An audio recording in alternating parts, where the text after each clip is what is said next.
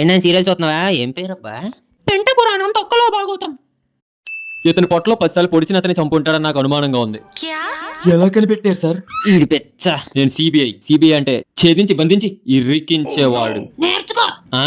ఆ హంతకుడిని ఎలాగైనా పట్టుకోండి డాక్టర్. డాక్టరా? ఇంకా నేను కాంపౌండ్ రాలేదు. అంత సీరియస్ సిచ్యువేషన్ లో జోక్ ఏంట్రా? నువ్వు చావు అశోక్, నా ప్రేమ నేను బతికిస్తుంది. అతను చనిపోయాడమ్మా. ఆపండి, నా అశోక్ నేను బతికించుకుంటాను. నేను భయపడి చూడండి, మ్యాథ్స్ లో నాకు 100కి 90 వచ్చేది తెలుసా?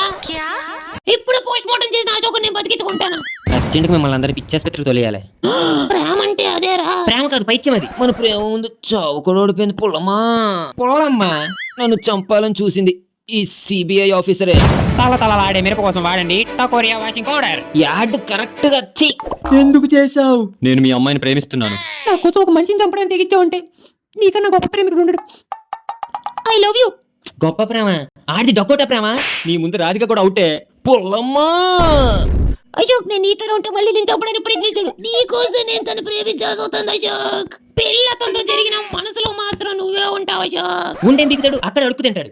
నా శరీరం ఎవరికైనా మనసు మాత్రం నీకే అశోక్. మనసు ఏం చేసుకుంటే టొక్కులో మనసు అది కూడా ఆడికే ఇచ్చేయి.